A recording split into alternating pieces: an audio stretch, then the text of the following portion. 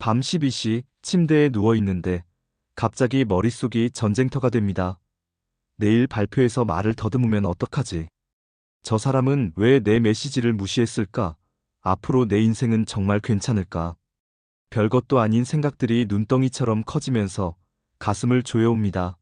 심장은 마라톤을 뛰는 것처럼 쿵쾅거리고 손은 차가워지고 잠은 달아납니다. 이 순간 당신은 더 이상 자신의 마음을 통제하지 못합니다.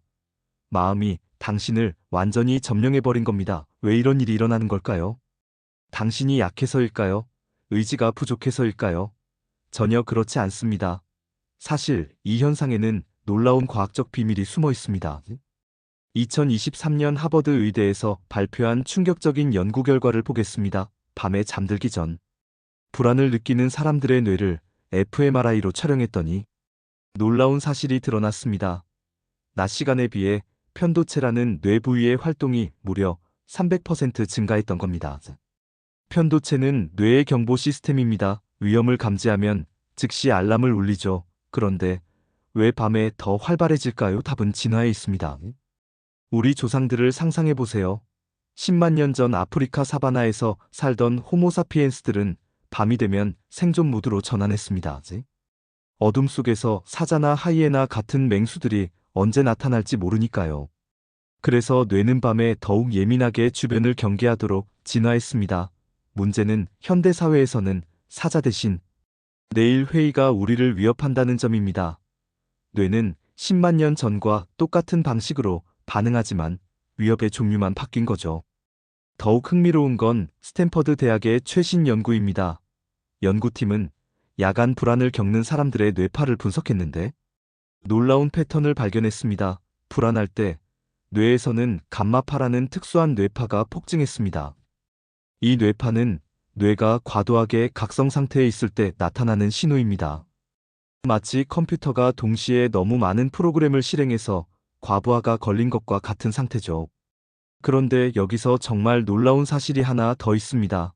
MIT 연구진이 발견한 건데요. 불안을 느끼는 사람들의 뇌에서는 디폴트 모드 네트워크라는 영역이 과도하게 활성화됩니다.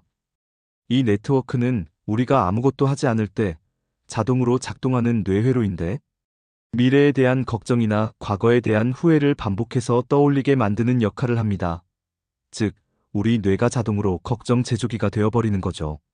이런 현상을 더 쉽게 이해하기 위해 실제 사례를 하나 들어보겠습니다. 실리콘밸리의 한 스타트업 CEO였던 존 마이어슨의 이야기입니다. 그는 회사가 빠르게 성장하던 시기에 심각한 야간 불안에 시달렸습니다. 매일 밤.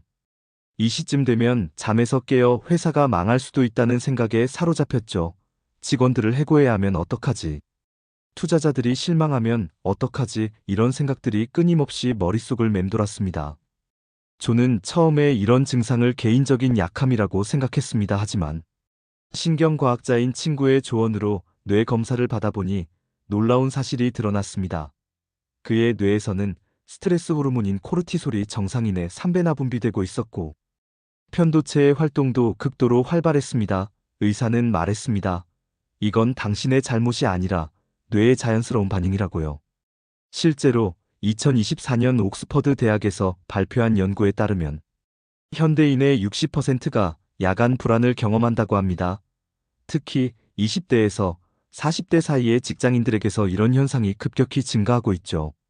이는 단순히 개인의 문제가 아니라 현대 사회의 구조적 문제와 연결되어 있습니다. 현대인들이 하루 동안 처리하는 정보의 양을 아시나요? 뉴욕타임스의 조사에 따르면 현대인은 하루에 평균 3만 4천 건의 의사결정을 내린다고 합니다. 아침에 일어나서 어떤 옷을 입을지부터 시작해서 점심 메뉴 선택 중요한 회의 발언, 퇴근 후 계획까지 우리 뇌는 쉴 틈 없이 일하고 있습니다. 그런데 밤이 되면 이 모든 결정들에 대한 불안이 한꺼번에 몰려오는 거죠. 더 심각한 건 디지털 시대의 특성입니다. 스마트폰과 소셜미디어 때문에 우리는 24시간 연결되어 있습니다. 잠들기 전까지도 인스타그램을 보고 이메일을 확인하죠. UCLA 연구팀이 발견한 바에 따르면 잠들기 1시간 전까지 스크린을 보는 사람들의 경우 야간 불안 발생률이 45% 더 높았습니다. 블루라이트가 멜라토닌, 분비를 방해하는 것도 문제지만 더 큰 문제는 끊임없는 자극과 비교의식입니다. 페이스북의 전 부사장이었던 쇼 파커도 이런 증언을 했습니다. 소셜미디어는 우리 뇌의 도파민 시스템을 해킹한다고요.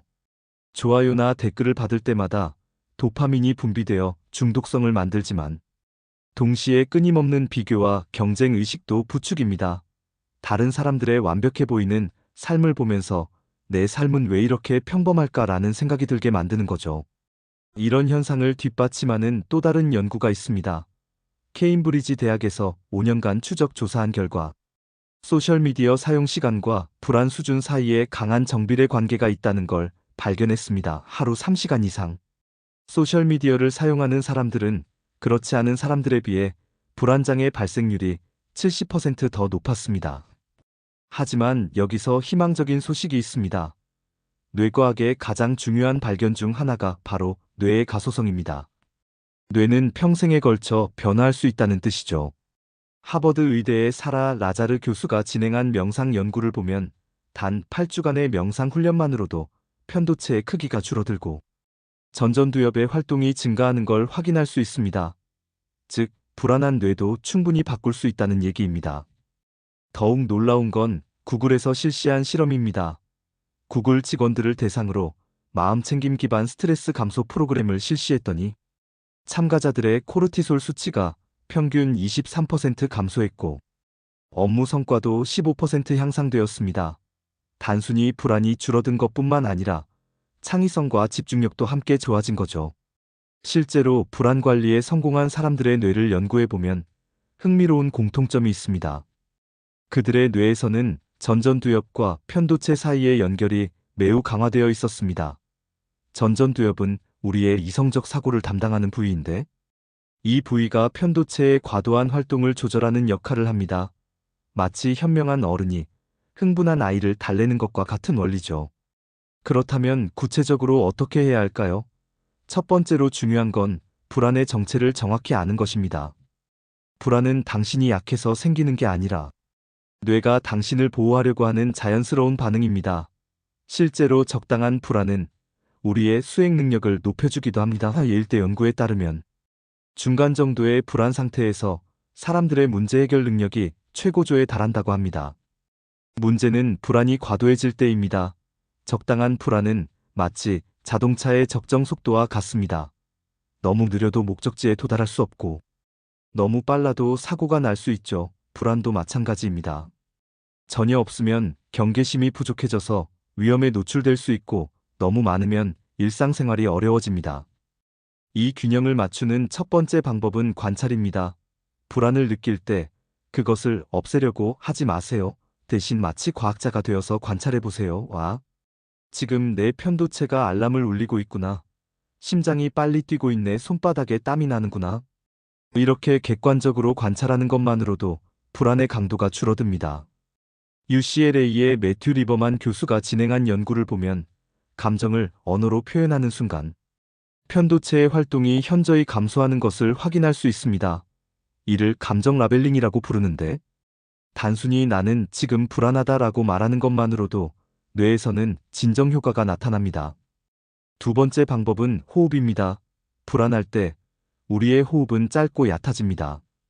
이는 교감신경계를 더욱 자극해서 불안을 증폭시키죠. 반대로 의도적으로 깊고 천천히 호흡하면 부교감신경계가 활성화되어 몸과 마음이 진정됩니다. 미국 해군 특수부대에서 사용하는 박스호흡법이 특히 효과적입니다. 4초간 숨을 들이마시고 4초간 참고 4초간 내쉬고 다시 4초간 참는 것을 반복하는 거죠. 세 번째는 신체 활동입니다. 운동이 불안에 미치는 효과는 항우울제만큼 강력합니다. 실제로 듀크 대학에서 진행한 연구를 보면 16주간의 규칙적인 운동이 항우울제 치료와 동일한 효과를 보였습니다. 운동을 하면 뇌에서 세로토닌, 도파민, 엔도르핀 같은 행복 호르몬이 분비되어 자연스럽게 불안이 줄어듭니다. 특히 흥미로운 건 걷기의 효과입니다. 스탠퍼드 대학 연구진이 발견한 바에 따르면 90분간 자연 속에서 걷기를 한 사람들의 뇌에서는 반추적 사고를 담당하는 부위의 활동이 크게 감소했습니다. 반추적 사고란 같은 걱정을 반복해서 떠올리는 것을 말하는데 불안의 주요 원인 중 하나입니다. 네 번째는 사회적 연결입니다. 인간은 사회적 동물입니다. 누군가와 연결되어 있다고 느낄 때 뇌에서는 옥시토신이라는 호르몬이 분비됩니다. 이 호르몬은 스트레스를 줄이고 유대감을 높이는 역할을 합니다. UCLA 연구에 따르면 친한 친구와 20분간 대화를 나눈 후 참가자들의 코르티솔 수치가 평균 19% 감소했다고 합니다. 하지만 현대 사회에서는 이런 진정한 연결을 만들기가 쉽지 않습니다.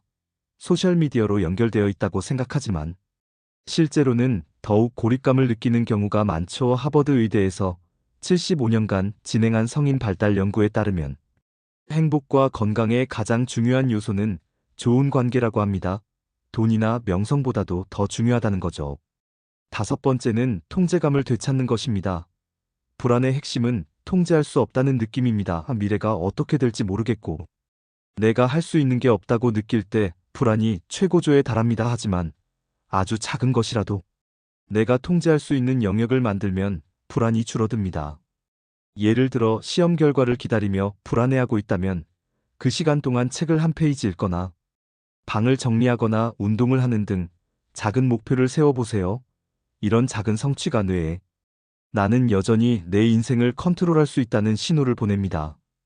여섯 번째는 불안을 기록하는 것입니다.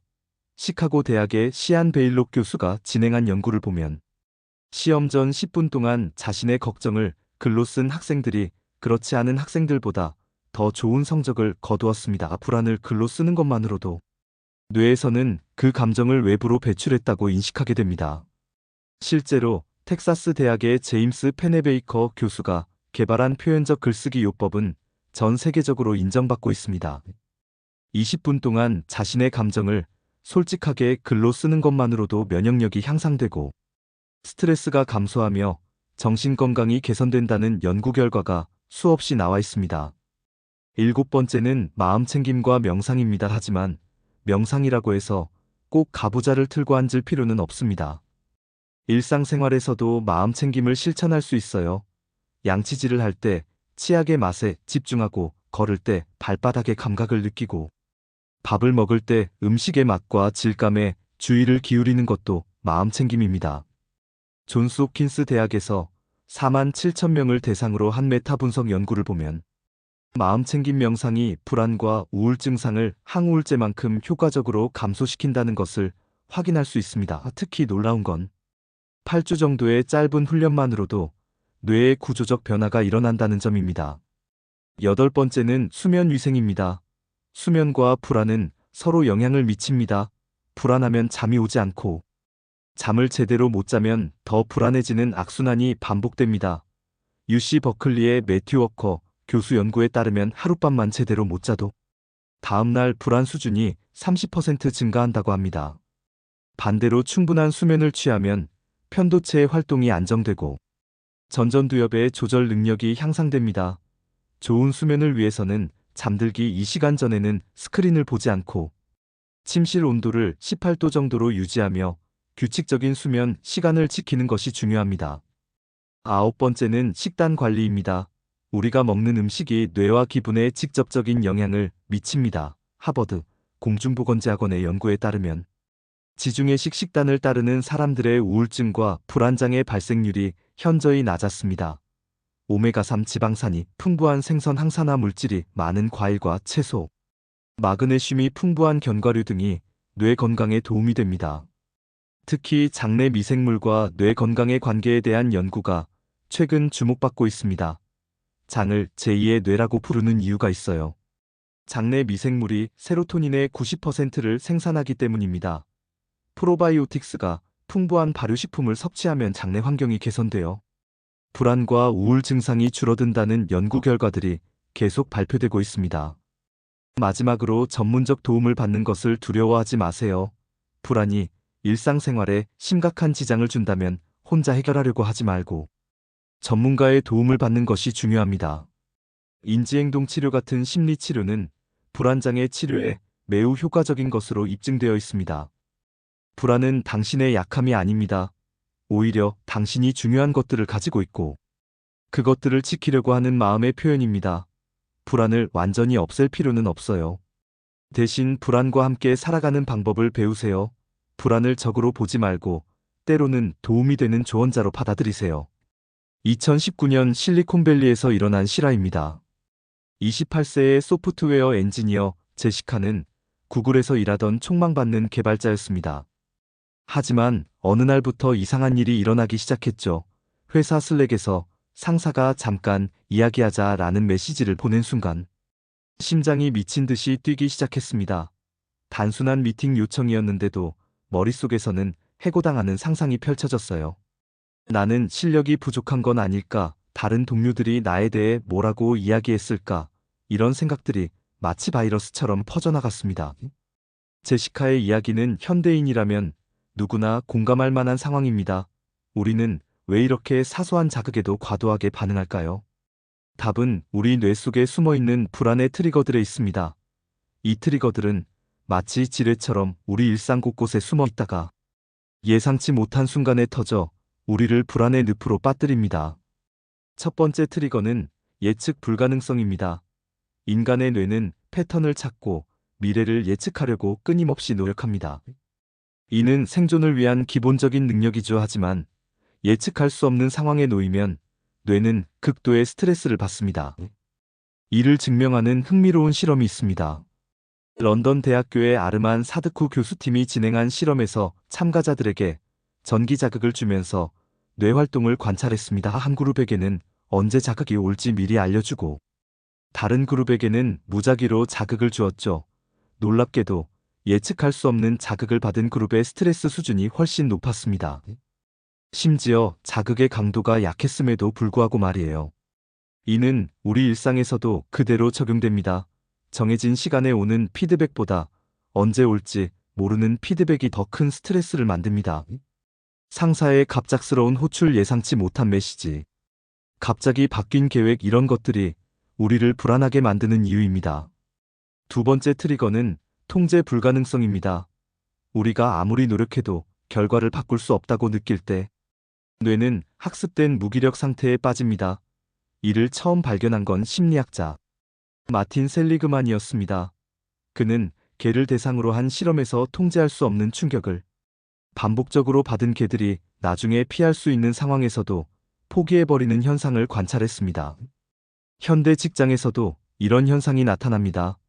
회사의 구조조정, 결정, 경제 상황의 변화, 다른 사람들의 평가, 이런 것들은 우리가 직접 통제할 수 없는 영역이죠. 그래서 아무리 열심히 일해도 결과가 내 노력과 무관하게 결정될 수 있다는 생각이 들면 불안이 극도로 커집니다. 세 번째 트리거는 모호함입니다. 뇌는 명확하지 않은 상황을 위험으로 해석하는 경향이 있습니다. 칼텍의 연구진이 진행한 실험을 보면 모호한 표정의 얼굴 사진을 볼 때 편도체의 활동이 웃고 있는 얼굴이나 화난 얼굴을 볼 때보다 더 활발했습니다. 즉, 뇌는 불분명한 상황을 명확히 나쁜 상황보다도 더 위험하게 인식한다는 뜻입니다. 직장에서의 애매한 피드백, 연인의 짧은 답장, 친구의 차가운 태도, 이런 모호한 신호들이 우리를 더욱 불안하게 만드는 이유가 여기에 있습니다. 뇌는 빈 공간을 도피놈 계속 편집 부정적으로 채우려는 성향이 있기 때문입니다. 네 번째 트리거는 사회적 비교입니다. 페이스북의 내부 연구 문서가 2021년 공개되면서 충격적인 사실이 드러났습니다. 인스타그램 사용자들의 32%가 자신의 외모에 대해 더 부정적으로 느끼게 되었고, 특히 10대 소녀들의 경우 우울증과 불안 증상이 크게 증가했다는 내용이었죠. 소셜미디어는 우리에게 다른 사람들의 하이라이트 릴만 보여주면서 끊임없는 비교를 유도합니다. 스탠퍼드 대학의 레온 페스팅거 교수가 제시한 사회적 비교 이론에 따르면 인간은 자신의 능력과 의견을 평가하기 위해 다른 사람과 비교하는 경향이 있다고 합니다. 이는 자연스러운 현상이지만 현대 사회에서는 이 비교가 24시간 내내 일어납니다. 다른 사람의 성공 소식, 완벽해 보이는 라이프 스타일, 부러운 커리어, 이런 것들을 보면서 우리는 자신이 뒤처지고 있다는 불안감에 빠지게 됩니다. 다섯 번째 트리거는 완벽주의입니다. 브라운 대학의 토마스 컬벤 교수가 25년간 연구한 결과에 따르면 완벽주의 성향이 강한 사람들의 불안장애 발생률이 일반인보다 3배 높았습니다. 완벽주의자들은 실수를 재앙으로 받아들이고 99점도 실패라고 생각합니다. 이런 인지 패턴이 지속되면 뇌는 항상 긴장 상태를 유지하게 되죠. 완벽주의의 가장 큰 문제는 시작을 방해한다는 점입니다. 완벽하게 할 수 없으면 아예 시작하지 않으려고 하거든요. 이를 분석마비라고 부르는데 너무 많은 변수를 고려하다 보니 결국 아무것도 하지 못하는 상태에 빠지는 겁니다. 여섯 번째 트리거는 과거의 트라우마입니다. 어린 시절의 경험이 성인이 된 후에도 불안 반응을 유발할 수 있습니다. 하버드 의대의 베셀 반데어 콜크 박사는 트라우마가 뇌에 미치는 영향을 연구했는데 트라우마를 경험한 사람들의 편도체가 과도하게 활성화되어 사소한 자극에도 과민 반응을 보인다는 것을 발견했습니다. 예를 들어 어린 시절 부모로부터 지나친 비난을 받았다면 성인이 되어서도 다른 사람의 작은 비판에 극도로 민감하게 반응할 수 있습니다. 뇌는 과거의 위험한 상황과 비슷한 패턴을 감지하면 즉시 경보를 울리거든요. 일곱 번째 트리거는 정보 과부하입니다. 현대인은 하루에 약 34,000개의 광고를 보고 174개의 신문에 해당하는 정보를 처리한다고 합니다. 이는 우리 조상들이 평생 처리하던 정보량을 하루 만에 소화하는 수준입니다. 뇌가 감당할 수 있는 한계를 훨씬 넘어선 거죠. 구글의 전 임원이었던 린다 스톤이 명명한 지속적 부분 집중이라는 현상이 여기서 나타납니다. 우리는 동시에 여러 가지 일을 처리하려고 하지만 실제로는 아무것도 제대로 집중하지 못하는 상태가 되는 거예요. 이런 상태가 지속되면 뇌는 만성적인 스트레스 상태에 빠지게 됩니다. 이제 이런 트리거들이 실제로 어떻게 작동하는지 구체적인 사례를 통해 살펴보겠습니다. 애플의 스티브 잡스도 심한 불안에 시달렸던 것으로 유명합니다. 그는 제품 발표의 전날 밤이면 항상 잠을 이루지 못했다고 합니다. 완벽주의 성향 때문에 발표 내용을 수십 번씩 수정하고 리허설을 반복했죠. 심지어 발표 당일 아침에도 슬라이드를 바꾸는 일이 많았습니다. 하지만 흥미롭게도 잡스는 이런 불안을 오히려 동력으로 활용했습니다. 그는 불안이 자신을 더 나은 제품을 만들도록 밀어붙이는 힘이라고 생각했어요. 실제로 적당한 수준의 불안은 수행 능력을 향상시킬 수 있습니다. 이를 예르크스-다슨 법칙이라고 하는데 각성 수준이 중간 정도일 때 최적의 성과가 나온다는 이론입니다. 문제는 불안이 과도해질 때입니다. 2018년 MIT에서 발표된 연구를 보면 만성적인 불안 상태에 있는 사람들의 해마와 전전두엽 기능이 현저히 저하되어 있었습니다. 해마는 기억과 학습을 담당하고 전전두엽은 판단과 의사결정을 담당하는 뇌 부위죠. 즉, 불안이 지나치면 오히려 인지 능력이 떨어진다는 뜻입니다. 그렇다면 이런 트리거들을 어떻게 관리할 수 있을까요? 첫 번째로, 예측 불가능성에 대처하는 방법은 통제할 수 있는 부분과 없는 부분을 명확히 구분하는 것입니다. 스토아 철학에서 나온 개념인데 에픽테토스는 이렇게 말했습니다. 일부는 우리가 통제할 수 있고 일부는 통제할 수 없다. 지혜는 이 둘을 구별하는 데 있다고요. 실제로 인지행동 치료에서도 이 원리를 활용합니다. 치료사들은 환자에게 걱정거리를 두 개의 원으로 나누어 그려보라고 합니다. 하나는 내가 영향을 줄 수 있는 것들, 다른 하나는 내가 통제할 수 없는 것들. 이렇게 시각화하면 어디에 에너지를 집중해야 할지가 명확해집니다. 두 번째로 모호함에 대처하는 방법은 적극적으로 명확성을 구하는 것입니다. 상사의 애매한 피드백이 불안하다면 구체적인 예시를 요청하세요.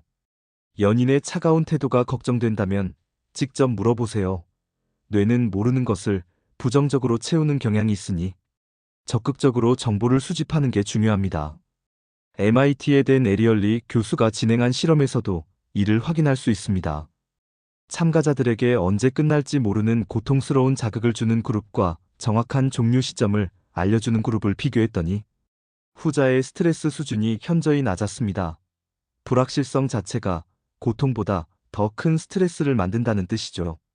세 번째로, 사회적 비교를 관리하는 방법은 자신만의 기준을 만드는 것입니다. 테드 토크로 유명한 브레네 브라운 교수는 이를 경기장 안의 사람이 되기라고 표현했습니다. 관중석에서 비난하는 사람들의 목소리에 흔들리지 말고 실제로 경기장에서 뛰고 있는 자신에게 집중하라는 뜻이에요. 페이스북의 창립자 마크 저커버그도 비슷한 철학을 가지고 있습니다. 그는 매일 같은 옷을 입는 것으로 유명한데, 이는 불필요한 의사결정을 줄여서 정말 중요한 것에 집중하기 위해서라고 합니다. 비교와 선택의 피로감을 최소화하는 전략이죠. 네 번째로 완벽주의를 관리하는 방법은 80% 룰을 적용하는 것입니다.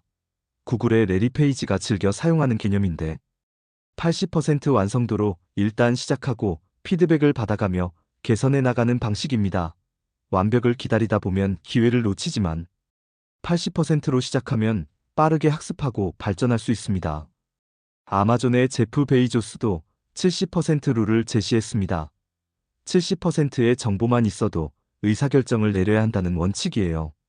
완벽한 정보를 기다리다 보면 경쟁사에 뒤처질 수 있기 때문입니다. 다섯 번째로 트라우마에 대처하는 방법은 전문적인 도움을 받는 것입니다. 하지만 일상에서도 할 수 있는 것들이 있어요. EMDR 안구운동, 둔감화 및 재처리 요법 같은 치료법의 원리를 활용한 셀프케어 방법들이 있습니다. 트라우마적 기억이 떠오를 때 좌우로 눈을 움직이거나 양손을 번갈아 무릎에 두드리는 양측성 자극이 도움이 될 수 있습니다. 여섯 번째로 정보 과부하를 관리하는 방법은 의도적인 차단입니다.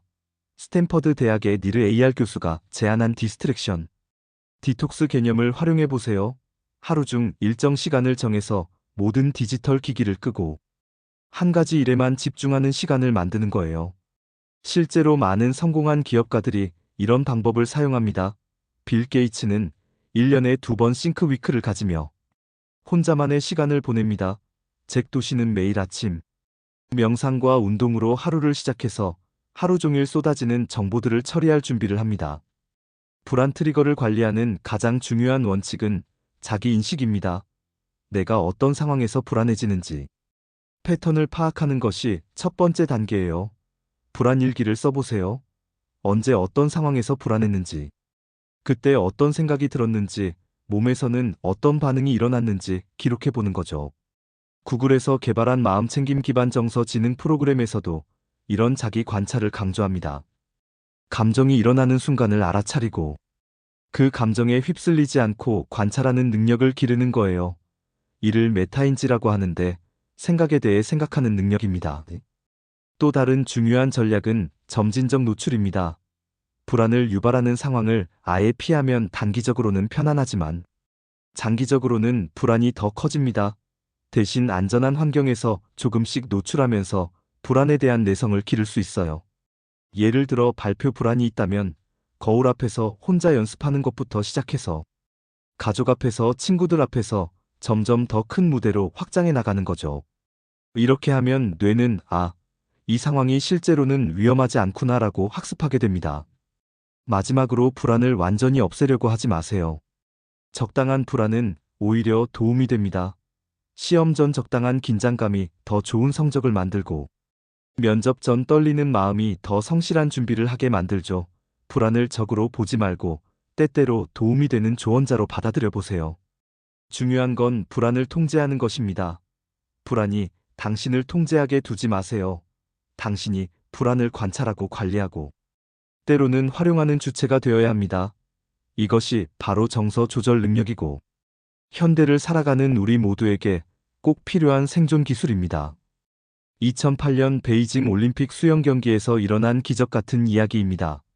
마이클 펠프스는 200m 저병 결승전에서 출발과 동시에 고글에 물이 들어가 거의 앞을 볼 수 없는 상황이 되었습니다. 보통 선수라면 패닉 상태에 빠졌을 텐데 펠프스는 오히려 더 빨라졌습니다.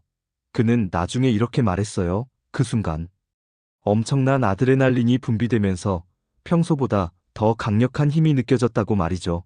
결과는 세계 신기록과 함께 금메달이었습니다. 이 이야기가 중요한 이유는 불안과 흥분이 생리학적으로는 거의 동일한 반응이라는 점입니다. 심장이 빨리 뛰고 호흡이 가빠지고 근육이 긴장되는 건 똑같아요. 차이는 우리가 이 상황을 어떻게 해석하느냐에 있습니다. 위험하다고 생각하면 불안이 되고 기회라고 생각하면 흥분이 됩니다. 하버드 경영대학원의 앨리슨 우드 브룩스 교수가 진행한 획기적인 연구가 있습니다. 그녀는 사람들에게 노래방에서 노래를 부르게 하기 전에 3가지 다른 지시를 했어요. 한 그룹에게는 나는 침착하다라고 말하게 하고, 다른 그룹에게는 나는 흥분된다라고 말하게 하고, 마지막 그룹에게는 아무것도 말하지 않게 했습니다. 놀라운 결과가 나왔습니다. 나는 흥분된다라고 말한 그룹의 노래 점수가 가장 높았어요. 침착하다고 말한 그룹보다 17% 더 좋은 성과를 보였습니다. 이는 불안을 진정시키려고 하는 것보다 불안을 흥분으로 재해석하는 게 더 효과적이라는 뜻입니다. 이런 현상을 불안 재평가라고 부르는데 최근 뇌과학 연구에서 그 메커니즘이 밝혀지고 있습니다. 불안할 때 분비되는 노르에피네프린이라는 신경전달 물질은 사실 집중력과 수행 능력을 높이는 역할도 합니다. 문제는 우리가 이를 부정적으로만 인식한다는 점이에요. 스탠퍼드 대학의 알리아 크럼 교수는 스트레스에 대한 인식이 실제 건강에 미치는 영향을 연구했습니다. 그녀는 3만 명을 8년간 추적 조사했는데 놀라운 결과가 나왔어요.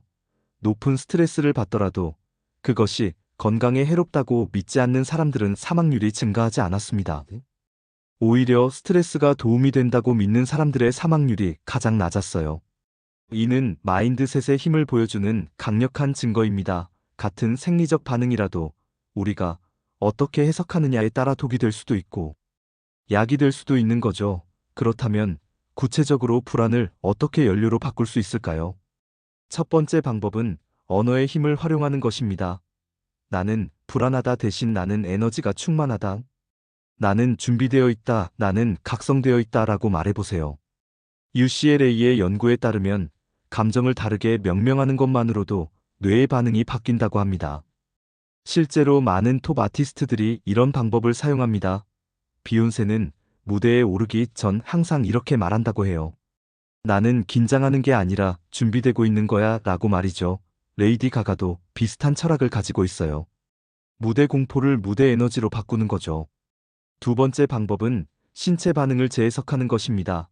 심장이 빨리 뛰는 건 몸이 최고의 퍼포먼스를 위해 준비하고 있다는 신호로 받아들이세요. 손에 땀이 나는 건 그립감을 높이기 위한 자연스러운 반응이라고 생각해 보세요. 호흡이 빨라지는 건 뇌에 더 많은 산소를 공급하기 위한 것이라고 해석해 보세요. 이런 재해석이 실제로 효과가 있다는 건 스포츠 심리학에서 이미 입증되었습니다. 올림픽 선수들을 대상으로 한 연구에서 경기 전 느끼는 생리적 각성을 긍정적으로 해석하도록 훈련받은 선수들의 성과가 더 좋았다고 합니다. 세 번째 방법은 목적과 연결하는 것입니다. 불안은 보통 우리에게 중요한 일 앞에서 나타납니다. 시험 발표, 면접 데이트 이런 상황들은 모두 우리의 가치나 목표와 연결되어 있어요. 불안을 느낀다는 것은 이 일이 나에게 의미 있다는 증거입니다. 테드 토크의 창립자 크리스 앤더슨은 수많은 연사들의 무대 공포를 지켜봤습니다. 그가 발견한 건 가장 중요한 메시지를 전하려는 사람들이 가장 많이 떨린다는 점이었어요. 하지만 그들의 불안은 메시지에 대한 열정과 책임감에서 나오는 것이었죠. 이런 불안은 오히려 더 진정성 있는 발표를 만들어냈습니다. 네 번째 방법은 준비와 연결하는 것입니다. 불안은 우리에게 더 철저히 준비하라고 말하는 신호일 수 있습니다. 시험이 불안하다면 더 공부하라는 뜻이고, 발표가 걱정된다면 더 연습하라는 뜻일 수 있어요. 이렇게 불안을 행동의 동기로 활용하면 실제로 더 좋은 결과를 얻을 수 있습니다. 하지만 여기서 주의할 점이 있습니다. 과도한 준비는 오히려 독이 될 수 있어요. 완벽주의와 연결되면 끝없는 준비에 빠져서 정작 실행하지 못할 수 있거든요. 적절한 선에서 준비를 마치고 불안을 수행 에너지로 바꾸는 게 중요합니다. 다섯 번째 방법은 성장과 연결하는 것입니다. 불안한 상황은 보통 우리의 컴포트 존을 벗어나는 순간에 나타납니다. 새로운 도전, 낯선 환경, 어려운 과제 이런 것들이 불안을 만들죠. 하지만 바로 이런 순간들이 우리가 성장하는 순간이기도 합니다. 스탠퍼드 대학의 캐럴 드웩 교수가 제시한 성장 마인드셋 개념을 적용해 보세요. 나는 아직 이걸 잘 못해 라는 말에 아직이라는 단어를 추가하는 것만으로도 뇌는 이를 성장의 기회로 인식하게 됩니다. 실리콘밸리의 많은 기업가들이 이런 철학을 가지고 있습니다. 실패와 불안을 학습의 기회로 보는 거죠. 에어비앤비의 창립자 브라이언 체스키는 창업 초기 수많은 거절과 실패를 겪으면서도 매번 이렇게 생각했다고 해요. 이 불안과 두려움이 나를 더 나은 기업가로 만들고 있다고 말이죠. 여섯 번째 방법은 커뮤니티와 연결하는 것입니다. 불안을 혼자 견디려고 하지 마세요. 다른 사람들과 공유하면 불안이 연대감으로 바뀔 수 있습니다. 같은 시험을 보는 동료들과 함께 공부하고 같은 무대에 서는 동료들과 서로 격려하세요. 프린스턴 대학의 연구에 따르면 스트레스 상황에서 다른 사람을 도우려는 행동을 보인 사람들의 경우 그렇지 않은 사람들보다 스트레스 관련 질병 발생률이 낮았다고 합니다. 불안을 나만의 것으로 고립시키지 말고 다른 사람들과 나누고 함께 극복해 나가는 에너지로 바꿔보세요. 일곱 번째 방법은 창조와 연결하는 것입니다. 많은 예술가들이 불안과 창조적 영감 사이의 연관성을 증언합니다. 불안한 상태에서 뇌는 더 활발하게 작동하고 평소에 연결되지 않던 아이디어들을 연결시킬 수 있어요. 존스 홉킨스 대학의 뇌과학 연구에 따르면 적당한 스트레스 상태에서 뇌의 디폴트 모드 네트워크가 더 활발하게 작동한다고 합니다. 이 네트워크는 창의적 사고와 통찰의 순간에 중요한 역할을 하죠. 여덟 번째 방법은 감사와 연결하는 것입니다. 불안을 느낄 수 있다는 것 자체가 축복일 수 있어요. 이는 당신이 살아있고 느끼고 있다는 증거니까요. 또한 불안해할 만한 중요한 것들이 당신의 삶에 있다는 뜻이기도 합니다. UCLA의 감사연구소에서 진행한 연구를 보면 감사일기를 쓴 사람들의 스트레스 수준이 현저히 감소했다고 합니다. 불안한 상황에서도 감사할 점을 찾으려고 노력하면 뇌는 점점 긍정적인 것들에 더 주목하게 됩니다. 아홉 번째 방법은 현재 순간과 연결하는 것입니다. 불안은 대부분 미래에 대한 걱정에서 나옵니다. 하지만 실제로 위험한 상황은 거의 없죠. 지금 이 순간 당신은 안전합니다. 호흡을 관찰하고 발바닥의 감각을 느끼고 주변의 소리를 들어보세요. 마음챙김 명상의 창시자 존 카바찐 교수는 이를 현재 순간의 힘이라고 표현했습니다. 과거는 이미 지나갔고 미래는 아직 오지 않았어요. 오직 현재 순간에만 실제로 살 수 있고 행동할 수제 시도피 놈개 속편집 있습니다. 불안을 현재 순간으로 되돌아오는 신호로 활용해보세요. 열 번째 방법은 몸의 지혜와 연결하는 것입니다. 불안할 때 나타나는 신체 반응들을 억압하지 말고 오히려 활용해보세요. 떨리는 에너지를 움직임으로 바꾸고 빨라진 심박수를 리듬으로 느끼고 긴장된 근육을 힘으로 전환해보세요. 요가와 무술에서는 이런 원리를 오래전부터 활용해왔습니다. 태극권에서는 상대의 공격 에너지를 받아서 자신의 힘으로 바꾸는 기술이 있어요. 불안도 마찬가지입니다. 그 에너지를 저항하지 말고 받아들여서 자신의 연료로 만드는 거죠. 실제 사례를 더 들어보겠습니다. 2019년 아카데미 시상식에서 오스카를 받은 라미 말렉의 이야기입니다. 그는 보헤미안 랩소디에서 프레디 머큐리를 연기했는데 촬영 내내 극심한 불안에 시달렸다고 합니다. 전설적인 인물을 연기한다는 부담감 때문이었죠. 하지만 말렉은 이 불안을 오히려 프레디 머큐리의 에너지로 변환했습니다. 무대 위에서의 긴장감과 관객들 앞에서의 떨림을 그대로 연기에 투입한 거예요. 결과적으로 그의 연기는 프레디 머큐리의 강렬함과 취약함을 동시에 보여주는 걸작이 되었습니다. 또 다른 예는 일론 머스크입니다. 그는 공개적으로 자신의 불안장애를 인정했습니다. 특히 스페이스X의 로켓 발사 전에는 항상 극도의 불안을 느낀다고 해요. 하지만 그는 이 불안을 철저한 점검과 준비의 동력으로 활용합니다. 한 번의 실패가 회사 전체를 무너뜨릴 수 있다는 불안감이 그를 더욱 완벽주의자로 만들고 결국 성공으로 이끈 거죠. 불안을 연료로 바꾸는 데 있어서 가장 중요한 원리는 수용입니다. 불안을 없애려고 하지 마세요. 대신 받아들이고 관찰하고 활용하세요. 불안은 당신의 적이 아니라 때로는 가장 강력한 동반자가 될 수 있습니다. 스탠퍼드 대학의 켈리 맥고니걸 교수는 이를 스트레스의 재정이라고 부릅니다. 스트레스를 해로운 것으로 보지 말고 도움이 되는 것으로 보라는 거예요. 실제로 이런 관점을 가진 사람들은 스트레스가 많은 상황에서도 더 좋은 성과를 내고 건강도 더 좋았다고 합니다. 불안을 연료로 바꾸는 과정에서 중요한 건 연습입니다. 한 번에 되는 것이 아니라 지속적인 훈련이 필요해요.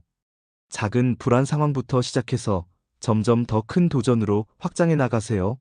마치 근육을 키우는 것처럼 불안을 다루는 능력도 훈련을 통해 강화될 수 있습니다. 또한 개인차를 인정하는 것도 중요합니다. 모든 사람이 같은 방식으로 불안을 활용할 수 있는 건 아니에요. 어떤 사람은 움직임으로, 어떤 사람은 명상으로, 어떤 사람은 창작 활동으로 불안을 전환시킵니다. 자신에게 맞는 방법을 찾아보세요. 불안을 연료로 바꾸는 마지막 비밀은 의미 만들기입니다. 당신의 불안이 무엇을 위한 것인지 명확히 하세요. 가족을 위한 것인지, 꿈을 위한 것인지, 성장을 위한 것인지 말이에요. 불안의 의미가 부여되면 그것은 더 이상 고통이 아니라 사명감이 됩니다. 빅터 프랑클은 나치 수용소에서의 경험을 통해 이런 통찰을 얻었습니다. 고통 자체는 피할 수 없지만 고통에 의미를 부여할 수 있다면 그것은 성장의 원동력이 될 수 있다고 말이죠. 불안도 마찬가지입니다. 불안 자체는 없앨 수 없지만 그 의미를 바꿀 수는 있어요. 현대 뇌과학은 우리에게 놀라운 사실을 알려줍니다. 뇌는 평생에 걸쳐 변화할 수 있다는 것. 우리의 생각과 믿음이 실제로 뇌의 구조를 바꿀 수 있다는 것. 그리고 가장 중요한 건 우리가 자신의 뇌를 적극적으로 재배선할 수 있다는 사실입니다. 불안을 연료로 바꾸는 것도 결국 뇌를 재배선하는 과정입니다. 편도체의 과민 반응을 줄이고 전전두엽의 조절 능력을 키우며 새로운 신경회로를 만들어 나가는 거죠. 이 과정은 시간이 걸리지만 분명히 가능합니다. 마지막으로 불안을 가진 자신을 용서하세요. 불안해하는 것이 잘못된 게 아닙니다. 오히려 당신이 살아있고 느끼고 있다는 증거예요. 불안을 부끄러워하지 말고 오히려 그것을 당신만의 독특한 에너지로 받아들이세요. 세상을 바꾼 많은 사람들이 불안과 함께 살았습니다. 아인슈타인은 사회적 불안이 심했고 다윈은 공황장애를 앓았으며 프랑카프카는 극심한 사회 공포증에 시달렸습니다. 하지만 그들은 모두 자신의 불안을 창조의 에너지로 바꿔 인류에게 큰 선물을 남겼어요. 당신의 불안도 마찬가지입니다. 그것은 당신만이 가진 독특한 감수성이고 세상을 더 좋게 만들 수 있는 원동력입니다. 불안을 숨기지 말고 변화시키지도 말고 오히려 그것을 당신만의 창조적 에너지로 승화시켜 보세요. 불안은 당신의 약점이 아닙니다. 오히려 당신의 가장 큰 강점이 될 수 있어요. 다만 그 사용법을 배우는 것이 중요합니다. 오늘부터 불안을 느낄 때마다 이렇게 생각해 보세요. 이 에너지를 어떻게 활용할까? 이 긴장감을 어떤 창작으로 바꿀까? 이 떨림을 어떤 도전의 연료로 만들까? 불안은 당신이 중요한 일을 앞두고 있다는 신호입니다. 평범한 일에는 불안이 오지 않아요. 오직 의미 있는 순간, 성장이 필요한 순간, 새로운 가능성이 열리는 순간에만 불안이 찾아옵니다. 그러므로 불안을 느낀다는 것 자체가 당신이 의미 있는 삶을 살고 있다는 증거입니다. 마지막으로 불안과 함께 춤을 추세요. 불안을 몰아내려고 하지 말고 함께 어울려 살아가는 방법을 배우세요. 때로는 불안이 당신을 이끌게 하고 때로는 당신이 불안을 이끌어 보세요. 이런 역동적인 관계 속에서 당신은 더욱 풍부하고 깊이 있는 인간이 될 수 있습니다. 불안은 인간이기 때문에 갖는 특권입니다. 동물들은 즉각적인 위험에만 반응하지만 인간은 미래를 상상하고 걱정할 수 있어요. 이 능력이 때로는 고통스럽지만 바로 이 능력 때문에 인간은 문명을 만들고 예술을 창조하고 사랑을 표현할 수 있었습니다. 당신의 불안도 마찬가지입니다. 그것은 당신이 인간이라는 증거이고 감정을 느낄 수 있다는 축복이며 무엇보다 성장할 수 있다는 가능성입니다. 오늘부터 불안을 새로운 시각으로 바라보세요. 그것은 당신을 막는 장벽이 아니라 당신을 앞으로 이끄는 추진력입니다. 불안한 순간이 오면 이렇게 말해보세요. 고마워 불안아, 나에게 중요한 일이 다가오고 있다는 걸 알려줘서 이제 이 에너지를 좋은 방향으로 사용해볼게. 함께 멋진 일을 만들어보자. 이것이 바로 불안을 연료로 바꾸는 궁극적인 비밀입니다. 불안을 적으로 보지 않고 동반자로 받아들이는 것. 그리고 그 에너지를 당신만의 독특한 방식으로 세상에 선물하는 것입니다.